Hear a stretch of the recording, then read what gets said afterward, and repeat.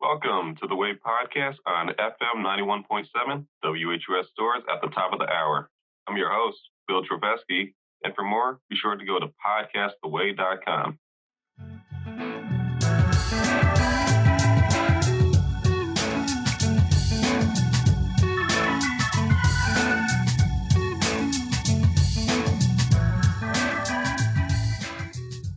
Now, my guest today is Vicki Lau. Now, a little bit about her resume. She's successful of a career in VFX when it comes to movies. That includes her work on Rise of the Planet of the Apes, Aquaman, Guardians of the Galaxy, Brooklyn Nine-Nine. Now, how are you doing today, Vicki? I'm good. How about yourself? I'm doing good. It's a good morning over here, and it's a good end of the day. You're over in Singapore, right? Yes. Nice. How's it going over there, especially with COVID? It's actually very normal because we managed to control the situation quite well. So, yeah, I mean, aside from people still wearing masks and it's mandatory, it's actually quite normal here in Singapore. That's pretty good. We have a problem where a lot of people don't like to wear masks. As you can tell, or as you've probably heard, we've been on this continuous large wave. Yes, it's quite well known. Everyone knows about it. About America, we're the ones everybody points to, like, oh, don't be like that. Well, I don't know. I have no comment. It's so good. All right, so let's get into it. What is VFX? Well, VFX is basically visual effects, and how I can describe it simply is that it's basically movie magic. So, for example, if you see like in Jurassic Park or dinosaurs, those are part of visual effects. So it's basically creating something that doesn't exist and bringing that to life in movies or film. Nice. I saw you actually did a TED Talk, and in that TED Talk you mentioned in The Life of Pi, they take this little blue dummy sort of doll-looking thing, and they turn it into the tiger that we see. How do they do that? Well, it's quite, okay, I wouldn't say it's quite simple because it sounds simple to me, but it could be complex. So how it works is that that doll is going to be replaced by a CG tiger, and how and why the doll is required is just so that at least that the actor has something to interact with, so that when they do replace it, it appears that the actor is actually touching the so-called CG tiger. At the same time, it's good to have the object or the doll kind of created to resemble what is supposed to be in CG, so that shadows being casted like that, and the lighting is going to be more realistic compared to just use anything in replacement of that doll. I find it funny that you say it has to resemble, because for the audience, I don't know if you've seen it, but it's literally just this blue little, I mean, they drew on an eye and a smiley face, I think, with the marker, right? Yeah, so, it doesn't have to be exactly the same, but as long as it has the shape of it, it should work. You worked on Guardians of the Galaxy as one of your movies, and I remember seeing that Rocket Raccoon, they got a guy and they covered him in like a green mat suit. So also, why blue in Life of Pi and why green for this guy? And does the face become an issue since that shows up? Interesting series of questions. So answer the blue and the green. So the blue and the green, it really depends on how the visual effects supervisor decides to coordinate that shot. So obviously those two movies are, I didn't actually see who the supervisor was, but I'm guessing and I'm assuming that they're different people. Usually would be. The reason why I suppose they selected that is because obviously they're, supervisors are people. But another reason why it could be blue and green is that sometimes if your background has too much blue, then they may use green. Or sometimes if your background or what's in your shot has too much green, then they use blue. The other interesting thing too about the blue and why nowadays it's mainly the green screen is that people with darker skin tend to have a bluish tint to them. So that's how the green screen became the industry standard when it comes to things like that. Okay. So I mentioned a lot of those movies that you've worked on. What was your work actually like in some of these movies? What kind of stuff did you actually do? Well, it depends on the studio and it depends on the job. So mainly, as for me, I do visual effects, but I mainly specialize in visual effects compositing, which involves the putting things together, kind of like Photoshop, but for moving images. So what I do again, so for example, on Guardians of the Galaxy, I was the stereoscopic compositor. So what I do for that particular movie is basically kind of composite the layers to create that three-dimensional effect when you put on the glasses. Whereas for other movies or other TV shows I worked on, it could be a different position. So, for example, War for the Planet of the Apes, I was a post-vis artist, which is a different type of compositor. And basically for that, I just kind of laid out the shot after receiving the footage from the set itself. Have kind of like a storyboard of what the visual effects would look like in the final. So you have to have it's not just one thing. You actually have to know a bunch of different like tricks and software things to do in your field. Yep.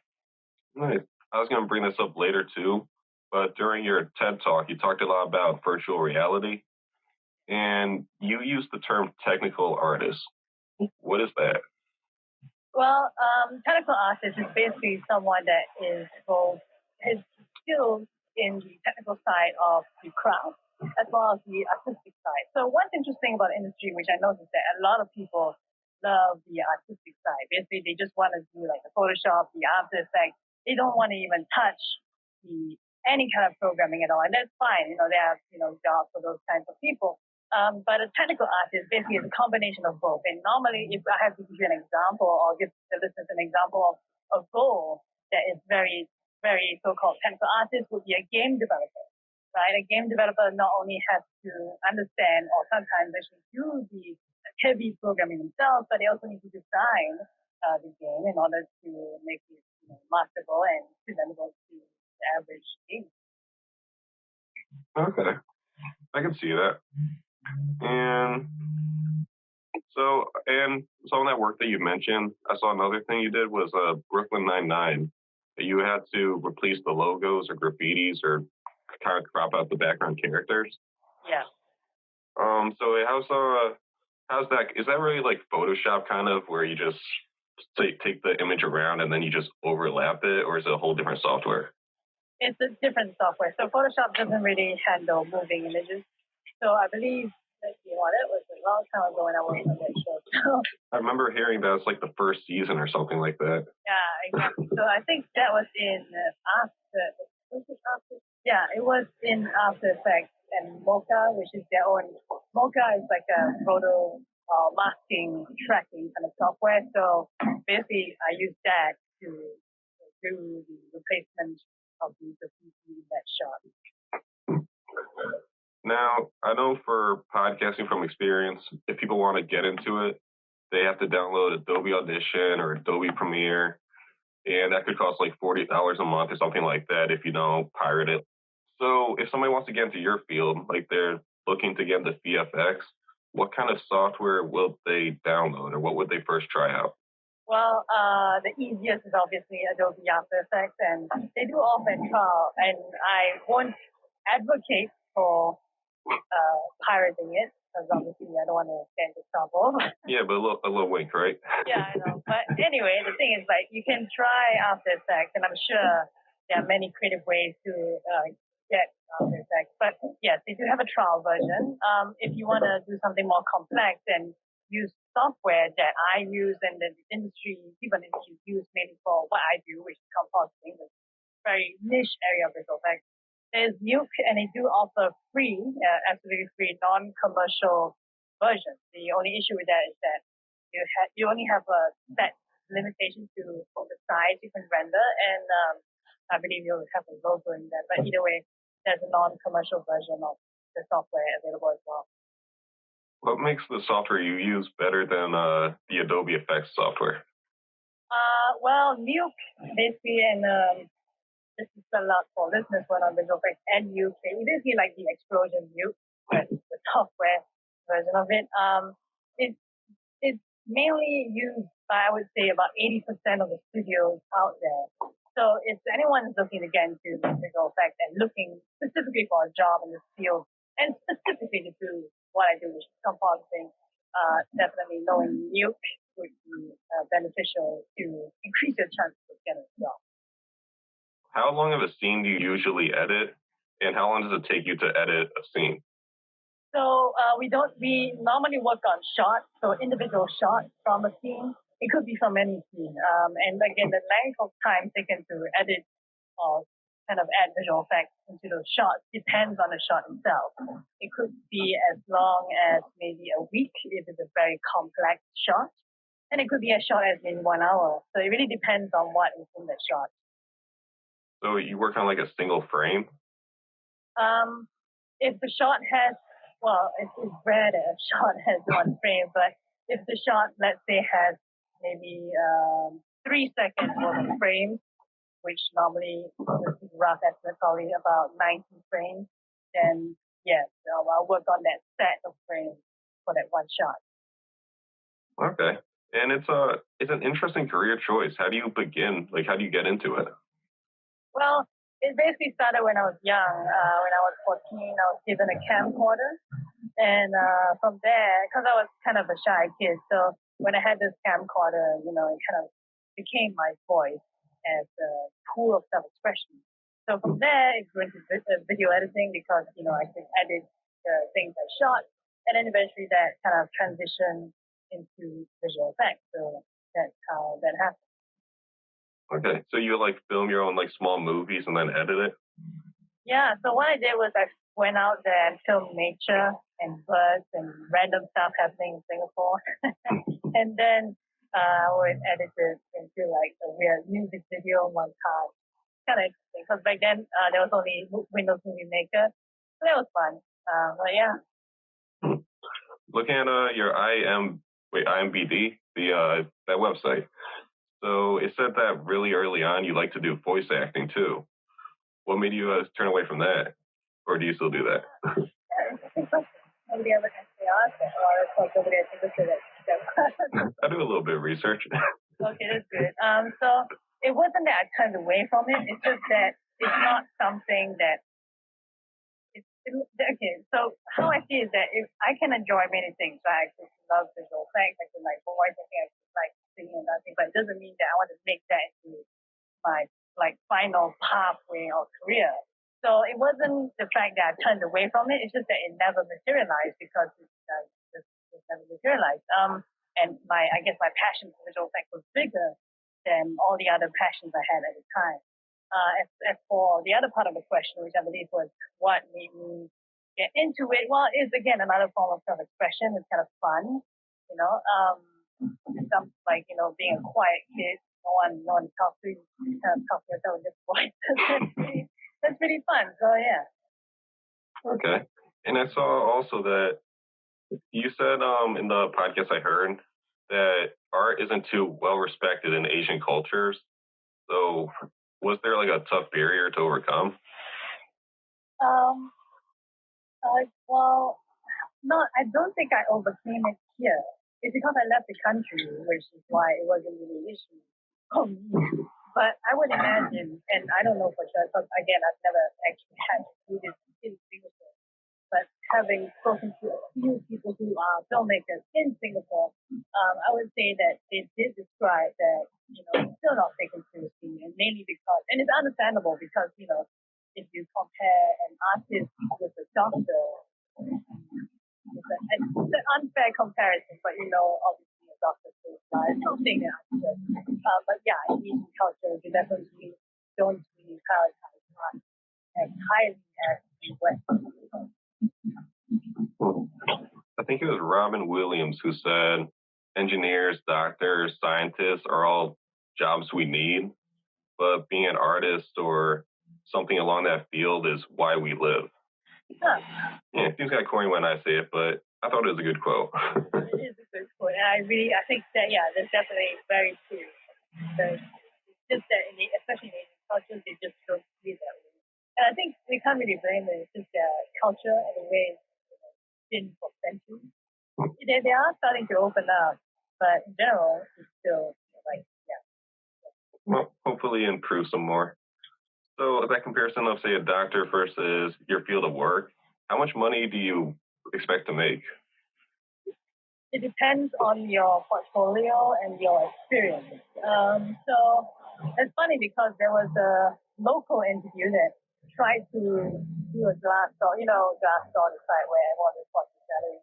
They tried to kind of pin a salary on me, but that wasn't what I did. But anyway, the point is, it really depends on your portfolio and your experience. There is no set answer. Yeah, there is a range, but it isn't a set answer. But when you compare to a doctor, obviously a doctor thinks it's very evident. And I know for a fact that doctors do make more than almost any other position in visual effects. So, yeah. Really, even when you're working on those big budget movies like say Marvel or any of those? Yeah, because the misconception about visual effects, and even though I work on really big movies, is that we don't get box office profit. So we get, it's like I'm not going to say it's like an off job, but we get the payment up front, regardless of how well the movie's going to do. Okay, interesting. But does the budget impact anything else? Like maybe they give you better. I mean, I guess you use just a software or like few softwares, but do they give you anything better with a higher budget? What do you mean by better? I guess I don't know. If like the film has a higher budget, is anything different versus a film with a lower budget on your end? No, because they spend it on other things. And I know this because also I'm like I produce and I've worked at a little bit outside, but not from my real my actual career. But anyway, no, because they spend it on other things like actors. They try to get the highest paid cast they can. For low budget, same thing. They'll spend it on the things that they believe they need. And it's kind of sad because it's visual effects and sound. They always put like way at the back compared to everything else. So yeah, so it doesn't matter whether the budget's high or low. It's still the same. Did you ever get, you know what an Easter egg is in movies, right? Yeah. Did you ever get to edit any Easter eggs in? No, it's not really a thing. It's not really a thing because they're quite strict in reviewing the shot, so they won't let you do that kind of stuff. Yeah, I can see that. You don't want to risk your whole career getting jeopardized.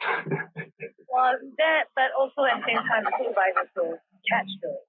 It's just you can't do that because it's not really, unless you're very close to the director. But the thing is, we're not even that close to the director. Visual effects don't touch them, so supervisors will catch on to that, and they have to start their job.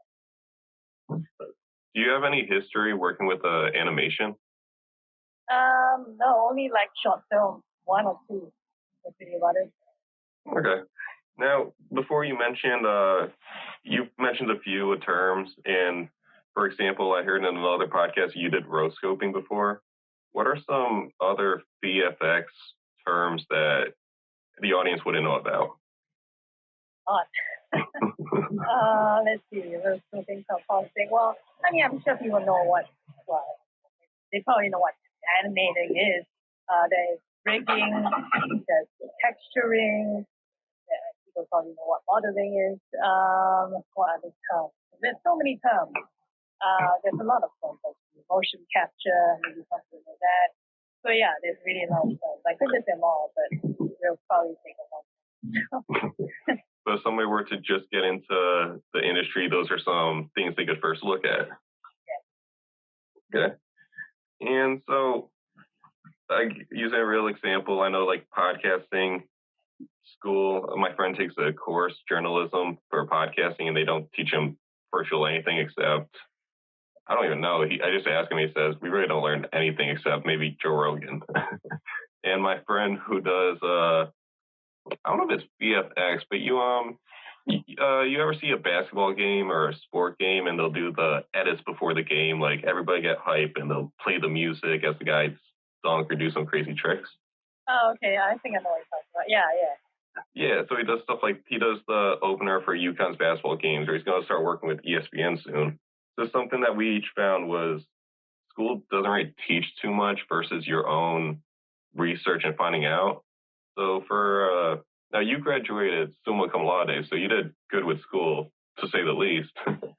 But how much of it was personal education versus what the school taught you?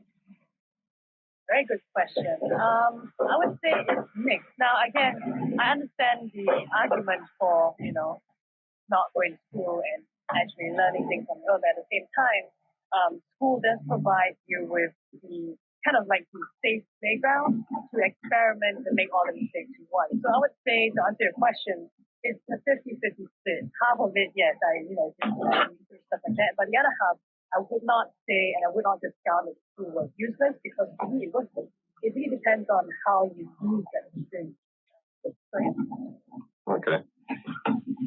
So, what's the hardest edit you've ever worked on? Geez.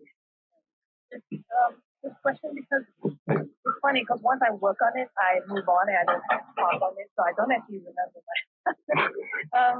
Let's see, let me try to if I can recall. I don't think there is one, to be honest. I mean, maybe it was at the time, but once it's passed, like I just move on to the next shot. So to be really honest, I couldn't answer the question because there isn't one for me that I would say is the hardest. That I can remember it being the hardest. Okay.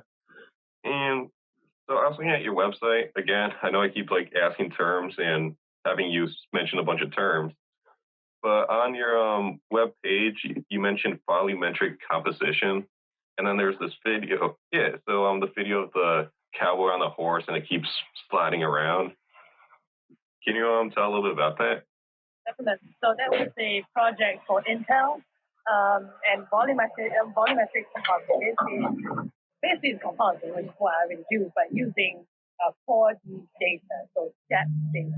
So what they do, and I don't know for sure because I'm not because it's kind of technical aspect of how they set this up, is they capture a volumetric cloud of that cowboy scene that you're talking about. So what we do as compositors is we have to clean up the data and kind of fix it in post when there was no workflow established for that kind of thing at the time yet.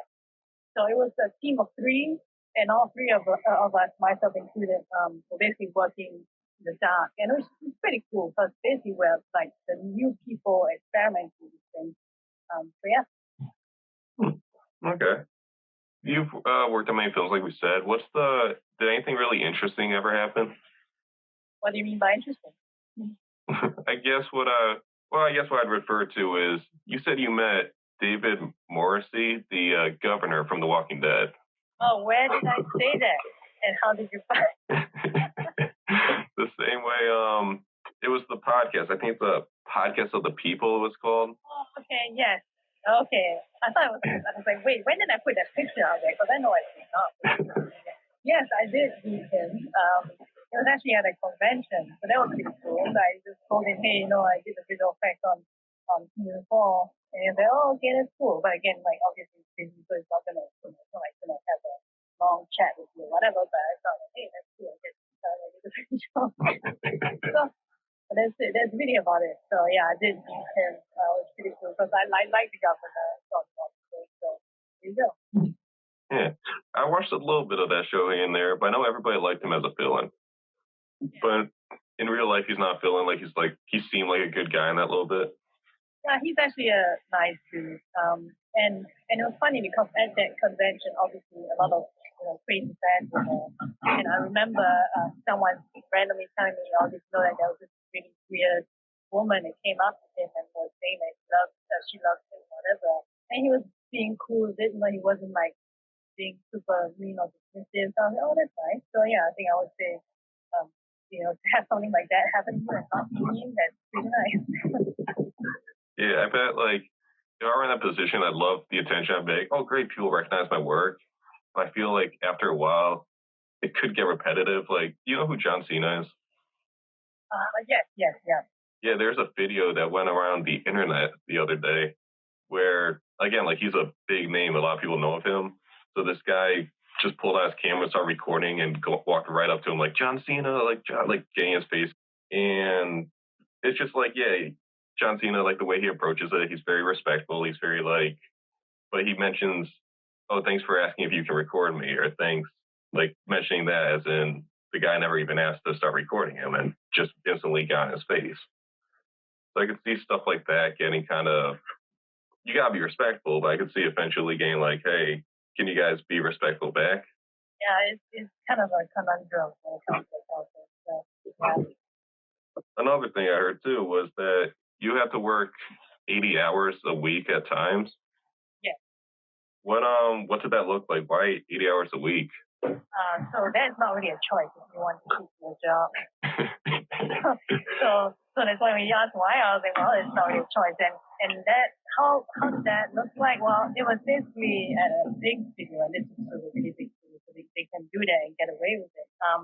So what happened is that they had people in shifts, and basically you're working Monday to Sunday, and you just divide 80 hours by those. I forgot how long it was, but you divide 80 hours by those 7 days, and there you go. So yeah, there was 2 shifts. I believe one was from morning till like afternoon, and then another one was afternoon till 2 a.m. So yeah.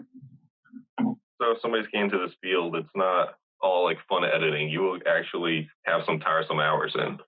You have a lot of tiresome hours for sure. I guarantee you. There is no such thing, but there's no such thing as fun. But I mean, technically it's fun. But at the same time, you have to expect that they will ask you to stay overtime, and sometimes even on weekends. So yeah. Is there some satisfaction found when you edit a scene in a movie and then the movie comes out and you're like, oh, that's me right there? Yeah, for sure, definitely. And really the satisfaction is in seeing other people see your work without knowing that you did the work. Because in visual effects, unless it's very obvious, like a 3D model or like obviously a CG character or CG character, like no one's really going to know that there's something done to that shot. So yeah, it's definitely very satisfying. So you'll be in the back of the movie theater with your legs up, and then your scene comes up and you start just like nodding, looking around at everyone. No, I'm just so engrossed in the movie. If it's a good story, then I'll be like, hey, that's my shot, but that's really about it. I just continue watching the movie. Yeah, all right, sounds good. Were you the leader of the project or on projects you've worked on? Depends on the project. There was some where the teams were as large as 300 people, and there was some where I was the only team. So technically, for the one I was the only team, yeah, I'm leader. My own projects also, I take the leading charge. But for most majority of the larger scale projects, the 1 to 300 people, or 20 people, or 50 people, they already have their own person in charge. So it depends on the project. Were you the leader in any, like, say, 20 or 30 people projects? Yes, one, but that is my own project, so definitely I was the project. So yeah. So but yeah. Okay. So these team projects, what does that look like? Is it like, hey, you need to work on the motion graphics or you need to work on the sound work and they all work on the same scene? What does that look like? If you're talking about the film, it would already be scheduled and organized. So let's say the shot is selected, the edit is made, so the edit is locked. So that means there's not going to be any changes for the way it's right. So then that same cut will go to the sound department, that same cut will go to the visual effects department, and obviously they'll get individual shots, visual effects, sound, they don't need visual shots. So they'll do the work simultaneously, and then the director or producer or both will review both works at the same time. Okay. Now, do you know what the Wilhelm scream is? Say that again? I hope I'm saying the name right, but the Wilhelm scream? I no. All right, well, if it plays right or you can hear it through the microphone, this should be the Wilhelm scream. Have you heard that before? Yes. Yeah, so I listened to a podcast. It's called 20,000 Hertz, a lot over the summer, great podcast. And what they do is they take a sound, like say the Netflix intro or the Wilhelm scream, and they spend the whole episode talking about its background. Now, the Wilhelm scream, for the audience too, is what you just heard, where it was an old Western movie, and the guy gets shot, and it was just like known as this real funny scream. So from then on out, Quentin Tarantino and a bunch of other producers would throw that scene, like Star Wars 2 even, they just try and throw that scream in wherever they can as like this inner circle like joke they all do. Yeah, little fun fact. For everybody, I recommend watching that little scene. 3 seconds long. It's just such a funny scream. Apparently, they had to retake it 3 times, and that was the one they just decided was the best. That is an interesting thing I would not have known. The fun fact of the day. Okay, so I'm gonna move forward on to what you mentioned in your TED Talk, which is virtual reality. Now, actually, wait, no. Before I do that, just bring it back again. What was your first job in VFX? My first official job is Walking Dead. So I was an intern, but I believe on the second day of my internship itself, I apparently, according to them, I was so good that they gave me real shots. So yeah, that was my first job. You said first official, so you do like a bunch of like small side projects to boost the resume before that? Yeah, so I guess, okay, the definition for me when I say official is like in Hollywood, like you officially kind of break in, that kind of thing. But yeah, I mean, obviously I've worked on, projects and stuff like that when I was in school and in Singapore, so yeah. You said they mentioned that like you were so good that they took you in. What? No, I said I was so good that on the second day I got a chance to work on real shows. Oh, okay. All right. Sorry, my mistake. But in your field of work, what makes your work so good? What makes it stand out versus the competition? Oh, good question. At the time, I suppose because number one, I'm coming from another country, so they wouldn't expect me to see this caliber from someone from another country. So number two, I suppose is the fact that I've not sought an official. This is my first job, so I've never worked on any official Hollywood productions at the time. So even then alone, I guess the two projects that I worked on was good in terms of the visual effects I did for them, and that their films were good as well. So yeah, so I would say it's also how the shots were presented, and if you happen to work on good projects or even good films, it actually helps. Okay. Now, so moving on to virtual reality. For the audience, you did a TED Talk, and it was called Shifting Realities. I'll leave a link in the description for the audience too, but for those on the radio, Shifting Realities is a good one. And so first, how did you get into virtual reality when you already have a career in VFX? So that was an interesting story. Basically, there was a long period in visual effects freelancing where, and it's something I never experienced before. Like I didn't know that there was going to be a break between. So I got this job offer from San Francisco tech startup. So I went over there, and I worked over there, and I realized I just don't like the dull, boring job. It just happened that the position I was at was really boring. It wasn't the site I didn't like startup. So when I was looking for a job back in Los Angeles, this VR startup reached out to me saying, hey, we saw your resume, we saw your whatever, and we want to kind of have you try to do this VR thing for us. And I was like, well, I didn't really care about VR. Honestly, I didn't even look into it, so I don't even know what's happening with VR at the time. And I was like, well, I don't like this San Francisco thing. I do want to go back to LA, so I was like, yeah, why not? So I took it, and then that's how everything kind of, that was history from there. So yeah, it was an accident, but it was a happy accident. What are you doing more now, VR or VFX? I would say both. It's still the same, equal. They're both equal. Which one do you like more, or equal again? Which one I like more? I like VR more, mainly because I get other skills which I don't really get visual effects, like programming. So yeah, that's it. It's like you gotta choose which of your two kids. Which one do you like more? Oh, that one. Yeah, I guess. And actually, you said programming. That was my next question. So what kind of programming do you use? Let's see, languages that I know. C++, C#, Java, and then some of these are not programming, like some of them are scripting languages like Python, Now, Hi Mel. Okay, yeah, basically like 6 or 7. I forgot what the 7 was.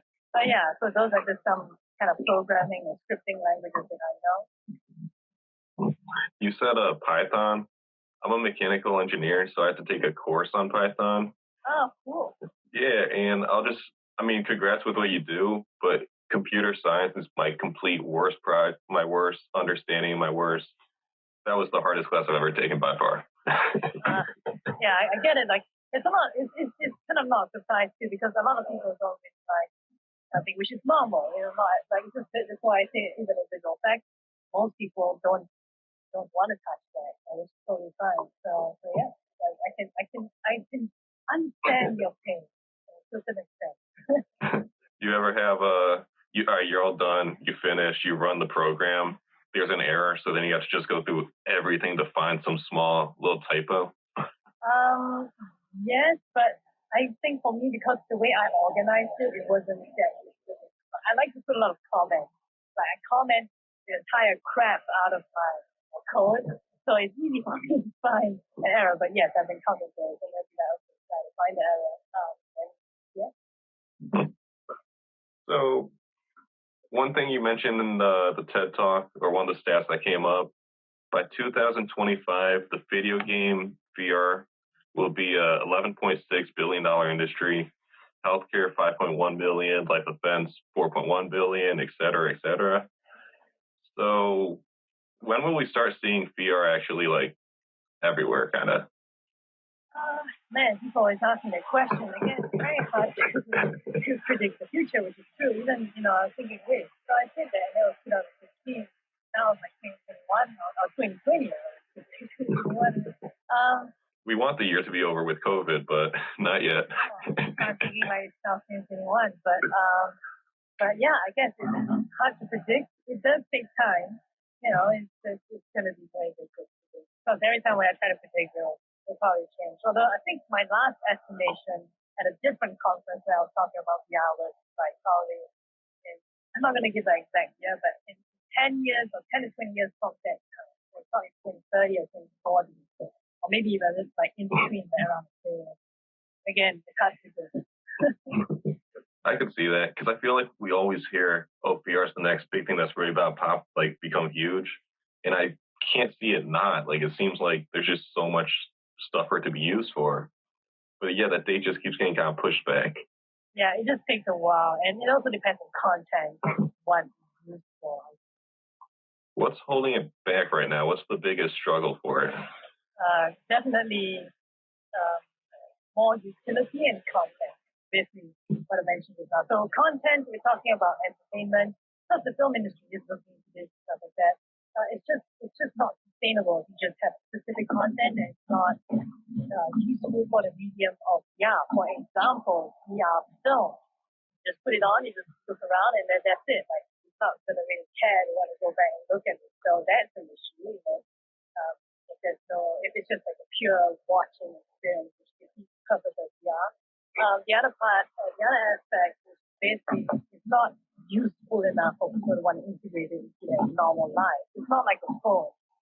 So, for example, if somebody doesn't have a phone, they kind of feel lost. And like their identity is gone in the phone. But VR is not at a stage yet where we could say, oh, if I don't have my VR device, I'm going to feel lost. No, people can. So yeah. Yeah, I can't go a good hour without my phone. You mentioned it too, Gav, a second ago, which was also my next question, was VR movies. When will that be a thing, or will that ever be a thing? Where you're kind of like in the film looking around? That is trying to be a thing. Trying to. To me, it's not really succeeding. I mean, the only effective ones, so-called VR films, are the ones where you have a kind of an interactive component to it. But other than that, even then, it's not really long-lasting. It's not that sustainable. So I wouldn't say. I would also give it the same time frame of, well, maybe a little bit shorter of the time frame of when it takes to get that point. Probably 7 years or so. But just again, the prediction could be wrong, could be earlier. But yeah, I'm not seeing any utility for that right now. I mean, the closest I've seen was well, I never saw the movie. It was on Redbox, but it's called Hitman or something like that, where the whole movie took place from the he was a spy or like an agent, like 007, and the whole movie took place from like his view. So I guess like as that all the action's going on, we're supposed to be watching through his eyes. I was thinking like that could be a fun VR movie, something like that if they adapted it. But you said so you worked on it, your own VR game, video game sort of. What is that, or what can you tell me about that? Basically, it's a virtual reality experience where you get to recreate and rewrite the reality of the show. Like that's the tagline of New Zealand. Yeah. That was like years ago. So yeah, so essentially the user gets to kind of create their own reality in virtual space. Yeah, that was really fun. It was pretty fun. We had test subjects and people that actually tried it and created crazy, random, amazing things. Pretty cool. I feel like there's like 2D animation, then there's like 3D editing or even 3D animation, and then doing VR like what you just did. Is that sort of 4D where you have to like compute everything you see three dimensionally, but then you have to factor in your own moving around? Like, does it become that much harder? I mean, in a way, it's like semi 3.5D. I would say 4D incorporates the other senses as well, like the smell, sound. In fact, there are some 4D cinemas or IMAX 4D theaters out there where they try to incorporate movement and stuff like that. But I think, yeah, okay, I kind of forgot what your question was, but yeah, I think VR is like in between 3D and 4D. So, I remember when I was a kid, I went to this theater, and it was a SpongeBob movie where it was 3D, but then the seats like fly around, not fly around, but like they shake left and right as the movie's happening, and like water came from the ceiling. So I'd love to see like a VR version of that. But the only problem is, you ever see those videos where people put on the goggles and then they actually like jump into a wall or something like that? oh yeah, for sure. Yeah, then somebody would definitely become a little immersed. And speaking of something like that, do you have to ever worry about people who get who are prone to seizures when screens flash, especially in VR? No, I mean, there would be a warning in advance. I don't think seizure thing is an issue in VR. It's more like motion sickness. But I've never encountered an issue, someone being like a concern for seizures for VR. Is it bad for your eyes? Yeah, it depends. Like, if there are different types of VR devices. There's one that kind of actually shines light directly into your eyes, and the other one is kind of yeah, it depends. So it depends on how the device is structured. Um, the question of whether it's bad for your eyes is a question. So there you go. Okay. Now, in that TED talk, you said it is now a risk to not adapt or only be good in one area of computer graphics. Why can't somebody just be good in their own field, like say motion graphics or sound work or Photoshop? Like, why can't people just narrow in and just be a pro at that one specialization? Well, you see, when I said that, I didn't say that you can't be just good at one. You can be, but when it comes to visual effects, it's just a risk. This does not it does not necessarily apply to all other fields of the world. So it doesn't matter if it's engineering or science or math. It's just that when it comes to specifically visual effects, it is a risk. It's not something that's a definite death sentence to someone that is specialized, but it's a risk. Based on my experience on people I've seen or witnessed that survive in industry and those things. So, Hmm. Elon Musk is a big advocate for it. But do you think we're all in a virtual reality scenario? We're all in the Matrix right now. I don't really have a comment on that. You don't know the solution to that question? It's not that. Well, I wouldn't say it's a solution. It's more like an opinion, right? It's whether it's a yes or no answer, and then I have to explain myself. So I don't really have an opinion on it. Actually, I'm quite neutral. To me, it doesn't matter whether I'm in the Matrix or whether I'm not. So it's neutral. I did a philosophy episode a few episodes ago, And one of the things was like, oh, it doesn't matter what's going on or what's not going on. Just focus on yourself or your own life. So it kind of sounded like that. Yeah, well, and in a way, even if you are animation, you can't really control it. Right? So That's true. So, and you said in that same TED talk, creative and technical. I mentioned it earlier with technical artists, but with VR, creative and technical jobs are combining. And back in 2016, 30 of the last 50 jobs were looking for people with creative and technical jobs. Is there anything in that department you want to add on? no, I think I said it exactly the way it should be said. Sounds good. Yeah. All right. So I think I'm actually out of questions. Is there any final message or any final thing you want to say to the audience? I mean, if anyone is interested in learning visual effects, as well, so there you go. Sounds good. All right. Well, then thank you very much for coming out. Yeah, thank you so much. For the audience, this is the Way Podcast on FM 91.7 WHUS Stores at the top of the hour. And for more, be sure to go to podcasttheway.com. Again, that's podcasttheway.com. And as always, deuces.